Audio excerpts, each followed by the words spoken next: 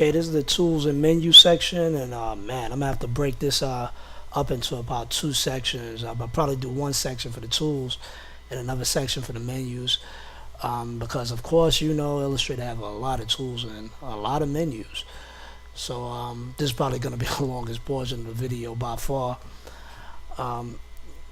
It try to just take the fluff out of it, just to show you what a lot of these tools do, and to go over them. And it's kind of important to go over pretty much all of them. Some of them, I mean, I don't use it all, but I'm gonna probably try to go over them because you can find use for pretty much everything in Illustrator.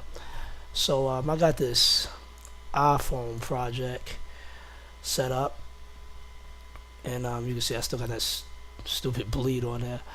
But this is just for the sake of showing all the tools. I'm gonna start out with the toolbox, which is this little box here, and pretty much your whole screen is pretty much customizable. You could pretty much lock everything here, and there's another little sub tool, but little sub toolbox. You can see you can pretty much lock it there. You can expand them to show them, and you could break them off. You could pretty much move everything around, lock everything to one location. You can move them off the screen pretty much anywhere. You see, if I put them here, they kind of lock into the box. You can use the arrow here so you have more screen real estate to lock them there. I mean, you can customize your screen pretty much any way you want, like any program. But for the sake of this tutorial, I'm going to be using this little iPhone screen thing. And the iPhone, you can see this is actually a vector image, the iPhone, and the screen is actually a image, a JPEG image. I can move it off. You can see I got something on the bottom there. And yeah, I'm gonna just move that back on there, arrow it up. But yeah, it is gonna be for the sake of our tools and menus portion. And this is actually an iPhone 5. Man, I gotta get me one of those. You know, my credit is actually not too good, so I actually tried to put in for a phone for this phone company, and with my credit, the best phone they sent me was this old model. It had email on it, but when I hit the email button, a pigeon came and delivered my mail. Of course, I'm kidding, but I'm gonna go over these tools. This is actually the selection tool, the arrow selection tool. This one selects things as a whole. Like if I select it, the phone is pretty much grouped, and we're gonna be going over group in a minute. That's actually in the menus, but the phone is actually grouped up all together. So when I select it, it's selected as a whole, and you can see that as I select, I can select pretty much the window, which is the image itself, which you saw me move off. I'm just gonna hit Command Z to undo that, and the actual phone, which you see I can move by itself. The arrow selection tool is pretty much used for full selections. You can pretty much click, that's a left click, and drag, and you'll see the little marquee selection over there, and it pretty much select whatever the marquee goes over. The white arrow tool, it actually, if you click and hold anything you see with these little arrows under it, these little white marks in the lower right hand corner, it actually, you can click and hold it and expand. And this right here is a group selection tool. How this works is it selects things in pretty much the group that you select. I don't never really use that one. I'm always using a direct select tool. The direct select tool selects pieces in pretty much anchor points. So if you see, like you see, I can see that little dot there, it only selected that anchor point. So I can actually pretty much pull only that anchor point out, and that pretty much goes for everything here. Or I can select inside the box, and it only selected that piece, that black piece in the background that you see the phone is really made up of. Of course, if I select an image, because it's a flat image, it's not gonna pretty much affect it, but you can still get those anchor points. But the only problem is, because it's an image and the image comes in one piece, you can't really manipulate it unless you skew it. So that's an image, but anything else vector with anchor points, this little white arrow pretty much select things in pieces. So if you have a situation, let me move this out, where you want to get rid of a certain thing, you see I could select that and then select the points, and you could pretty much delete it out. But I'm gonna undo that because I like my slide menu. This right here is the magic wand tool. Pretty much kind of useless to me because I pretty much use these two for selecting. But the magic wand tool actually is also another type of selection tool, and it selects areas like in full color. This is pretty much useful if you want to select color grades or like pick certain pixels of that grade. See, I can select, see I selected a group of those items that's actually grouped together. So let me try to get in there. The good thing about this new, the Illustrator CS6 I'm using, is it actually shows you what you're about to select when you put it over it. You see I'm kind of gradually getting it over this way, and it selects those pieces there, the gradients. And this is the lasso selection tool. I actually find this one useful because you draw over the area you want to select. Now it goes by anchor points, so basically the same thing like the other one. If the direct selection tool, if you basically wanted a certain piece, like let's say for instance I wanted to select just this top part, if I pretty much select just that top part, I'm going to select this arrow just to show you some editing movement. I just selected only that portion. So that one pretty much still the same unless you got an abstract set of points you're trying to select. I still use the direct selection tool. And this is the pen tool. We got to have a whole section based on this. This is a wonderful tool here. The pen tool is how you draw in Illustrator. Is pretty much Illustrator to me. I got a whole section dedicated to just that tool here because it's so much I can go through with this tool. Like you see, if you go hold it down and you got different parts of the tool, like this adds on anchor points, this deletes anchor points. To explain that really fast, oops, I made one. I'm gonna pretty much make a little line here,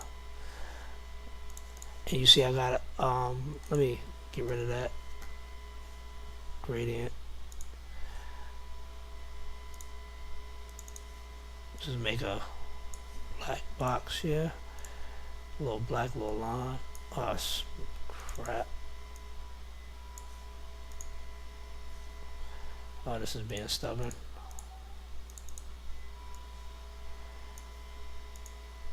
Alright, let me try to change it black now. There we go. Okay.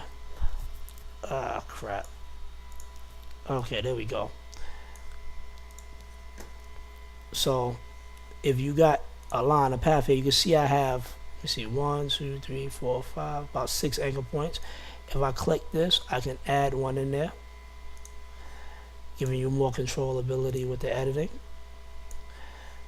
Or you can use the delete to take one out. And this is the convert anchor point tool. You can pretty much click and manipulate the anchor point with that tool. Each anchor point has, you see these little handles here that I'm using to bend it? All the anchor points have that. Now, they might be hidden in there, like if I'm using the regular direct pen tool and I was to try to use the direct selection tool to manipulate it, you won't see it, but if you use the convert anchor point tool, you can pull them out and pretty much add curve to your line. You can do that with the pen tool in the beginning if you're looking for a curve. Let me actually make this document a little bigger. Edit the artboard.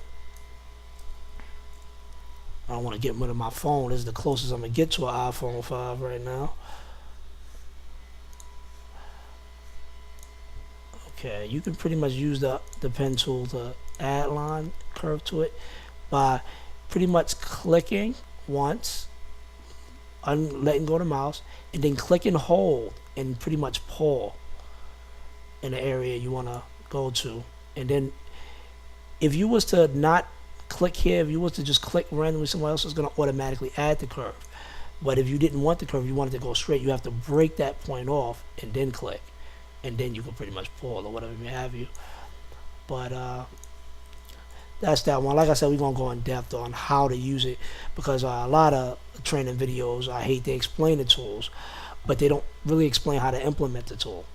So I'm gonna use a lot of these, and that's why I covered a lot of sections to get you started deeply. There's the text tool.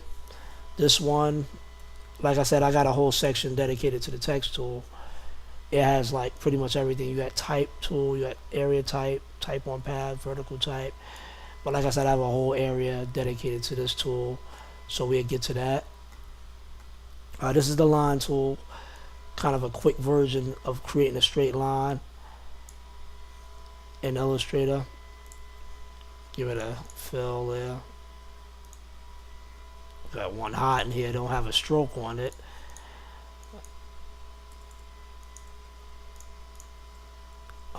This is the rectangle select tool. This one is pretty much important. Let me go back to this line tool, because it actually has a little swirly thing. It has different type of lines and values. There's the arc tool. You can drag it and pretty much create an arc. Let me give it a stroke. This one here is the spiral tool.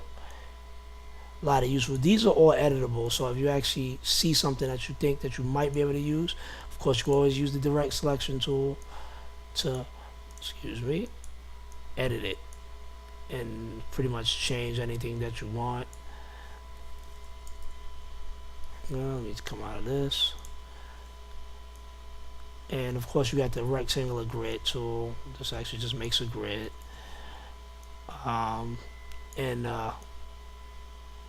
This is good for, like, look like you could start making targets or something like that.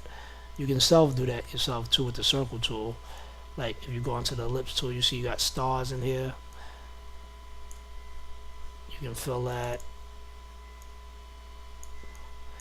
And on these things down here, this is the fill and this is the stroke. The fill is the inside, which is this one, and the stroke is the outside.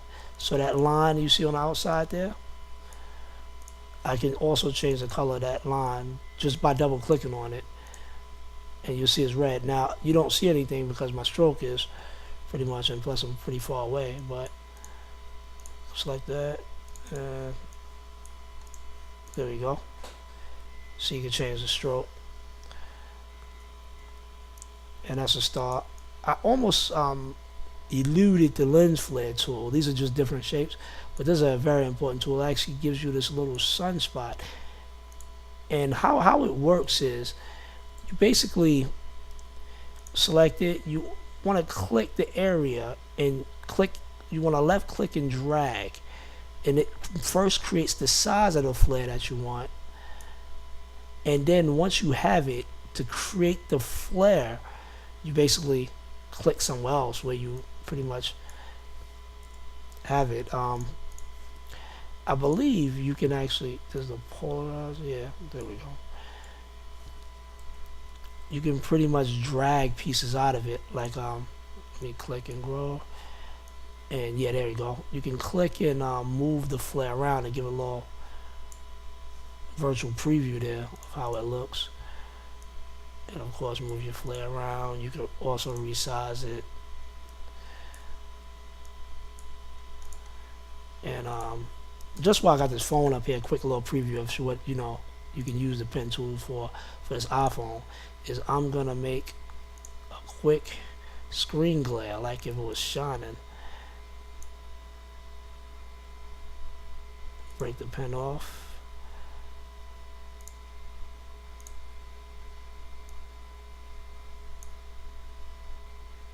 Oops, that one went too far. I'm just undoing. You can also use a direct selection tool to kind of edit that.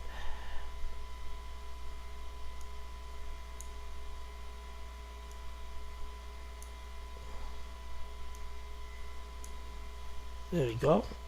Now I know you don't want it yellow with a red thing, so this little line here takes the stroke out, or it could have took the actual fill out.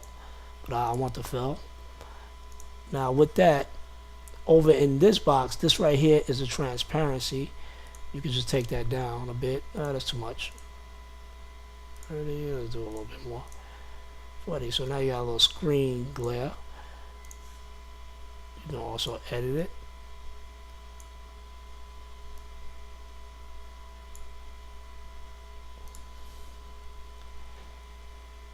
Just giving it a little more shine. Ah, crap, I grabbed the handle. Sometimes that can happen.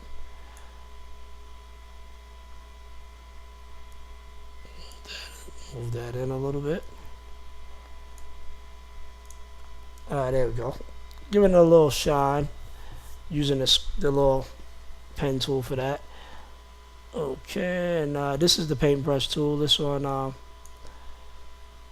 lets you paint. Like if you have color, I have no fill, so I'm going to go back to a yellow color. Just take the stroke out of it. And you see you can paint. You got different functions up here for the paintbrush to add different type of paintbrush effects. That's a standard paintbrush. This one starts off like with a nice thick straw. I mean, it depends on your point. This actually raises the point value of it. Me, I really don't use the paintbrush that often.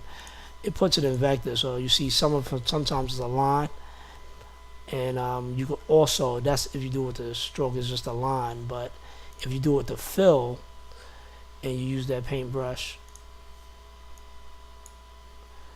you'll see that it's a little different. Actually, it went back to the stroke, but it all depends on how big you want it. Like this one is a 60 point, so that's like pretty much a really big one. But this one is always like you see the actual stroke. This one, I believe, is the blob paintbrush. Yeah, this is the one that actually paints an actual nice. You see, it has an actual object, like it's like an object. It has points around it. It's not a stroke, it's actual fill.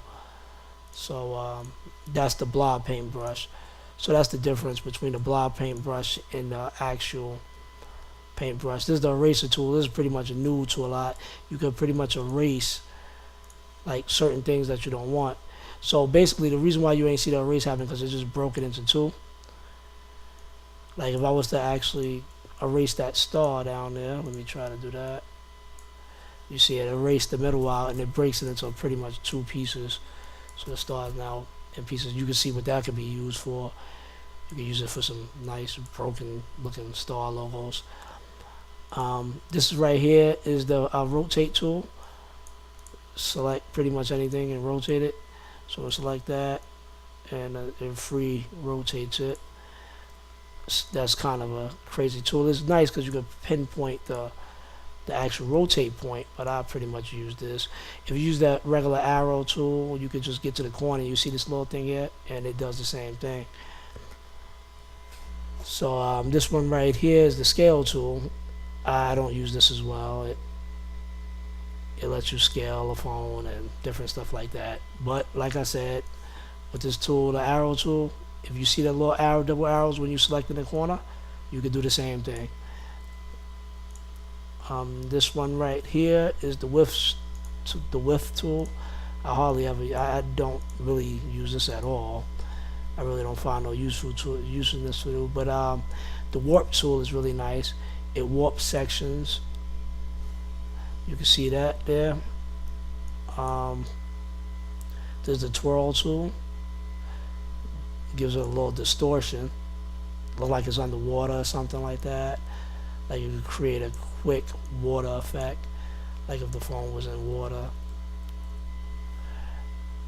You got the pucker tool, pretty much another one that kind of squeezes the points all together, creates a nice little shadow effect. You got the bloat tool, kind of makes everything fat, kind of make things bulge out a little bit. This is the scallop tool, kind of add these little rigid jagged edges to everything. and the crystallize tool, kind of the same thing, but this time kind of bunches it on the inside, and the wrinkle tool. Just wanted to go over those really quick. Let's go back up to the width tool. This is the free transform tool, and yeah, the free transform tool, I pretty much don't use that one too often because just to show you, it pretty much does the same thing as the arrow tool. Like, I can pretty much use this arrow tool and do all of the same things as the free transform tool, so I pretty much don't use it, just a kind of a waste in a toolbox. This tool at first I thought was pretty useless. It pretty much steals the color from one. It's called a shape builder tool. It pretty much steals the color from one image and gives it to the next. Like, if I was to make this arrow red, and pretty much you want to select both of them. You want to select one, hold shift, select the second one, then from the second drag that to the next one. But when I first saw it, I thought it was pretty useless. But let me show you where it really becomes handy. Let me say I put these two shapes together, and now we're going to try that same thing. I'm going to select the star, hold shift, select the square, select the shape builder tool now, and do that same thing. It pretty much blends them together now. Is where you see it called the shape builder tool. It pretty much created another shape out of it. Let me try that again. Like, we're going to do that, and we're going to try a circle, and probably put the circle right there, and I'm going to, oh crap, double click the circle. I'm going to turn a different color, turn it low. Oops, didn't select it. Gotta select it.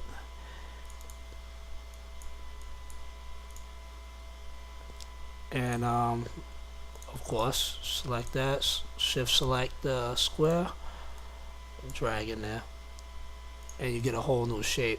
So that's where they get the term shape builder tool, where you can create shapes by blending them the two together. This one right here is the perspective tool. The perspective grid tool is actually basically just a reference to actually create perspectives. Really useful tool. I kind of rarely use it, but it is very, very useful. Let me move my layers palette over here. This here is the mesh tool. That one right there, it actually creates like gradient meshes inside your art. I'm gonna have a whole section on the gradient mesh in the color portion of the video. My clock went off. But yeah, I'm gonna have a whole section for this, and this is the actual gradient tool, which this is gonna be covered in the color, the actual color menu. This right here is the eyedropper tool. Very useful, very useful. So basically, if you have a shape that's blue, and if, let's say, you actually had a stroke on it, let's say you had a red stroke on that square, and I mean that circle, excuse me. I'm just gonna select a circle. I'm gonna make it a different color.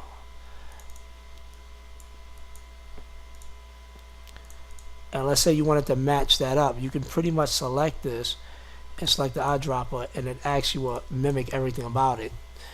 This kind of gets a little dangerous if you didn't want to stroke and you're working with a lot of pieces. That's when it gets a little dangerous, but very useful tool.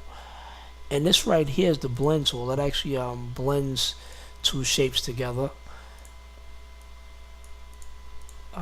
See how it works pretty much there. So how you want to do that is you actually want to select the first one and then select the second one and try to blend between it. It has little options up here to actually, you pretty much can move it, can stretch it out, and pretty much change everything. If you actually double click it, you can actually see the specified steps. You can increase the steps, and it shows the different steps in between that it actually did. Pretty much you want to, like I said, you could double click it to get into the options. You could add a lot of them. Of course, it definitely will slow down your art if you do that. But just double click that one again. I still got that set on 19. There you go. So now you get a bigger transition in between the two, the circle and the square. This right here is the symbol spread tool. Inside this tool part right here, this tool palette here, you got pretty much different things. Like I have mine saved on the top. If you actually don't see them, it's in the menus. That's pretty much why I'm not going to really go over this, because this is actually part of like the menus really. Those are just shortcuts to the menus. But if you actually don't see it, you'll see something down here that says symbols. But I have it tabbed here. If you select one of the symbols, you can pretty much use this spray brush and it pretty much sprays symbols over it. Really useful. You can actually also create your own and add them in here. I'll also go over that one later. This right here is, I mean, kind of adding Excel to Illustrator. A lot of people find this useful because they can create different like documents that pertain graphs, and they got different types of graphs here. They got the line column graphs, bar graphs, the pie chart graph, and you pretty much, you see the little small Excel here. You can pretty much type in your data here, and of course, you know, the chart will change based on that data. I pretty much don't use it, so I'm not too familiar with it. But if you are interested in, I actually do know some people can actually export Excel data to this and use that data as well. This right here is the artboard tool that you can pretty much in the toolbox add another artboard. See, I add another artboard there, and this right here is the slice tool. If you're into web design, you can actually use Illustrator to do web design. So basically, the slice tool is pretty much used to slice different portions of the document for your websites and save them as GIFs or PNGs, whatever type of file you're using in your web page, and pretty much you'll have those pieces. So when you upload them into Dreamweaver or whatever program you use for your website, it's pretty much probably Dreamweaver. Also, you know, it has another slice selection tool, so pretty much you could select the area that you want to slice. Also, you have the hand tool. I actually didn't go into the eyes right. This is the measure tool. It pretty much measures the area. It gives you, in this little navigator, it shows you the width and height of a certain area. Very useful if you're trying to match up something. Go back to the slice tool, and I actually also had a tool that I actually don't see it here. Where is it? Let me pin that one back, close that out. It's actually an eraser.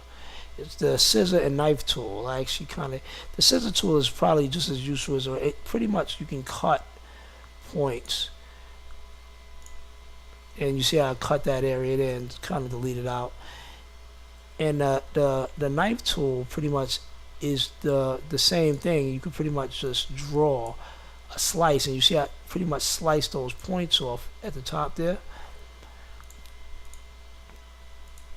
And those are useful for let's say for instance I have this square that I'm drawing here, and I use this knife. I can pretty much slice it, and now you got two pieces of the square. Very useful for quick edits to your shapes. And this right here is the that's actually the zoom tool. You can pretty much click it and it zooms to the area that you have it over. If you hold down the Option key or Alt key in Windows, you can zoom out. You can pretty much drag over an area. You see the marquee selection, so that's left click and drag, and it'll zoom to that area. And I'm pretty much hitting Command and the minus sign to zoom back out. And I pretty much went over these. This is actually the fill tool here, and this is the stroke tool. You can pretty much change the stroke around your objects and the fill, and these are pretty much the saved. It pretty much saves the last color that you used before, so in case you need to go back to that color, you can.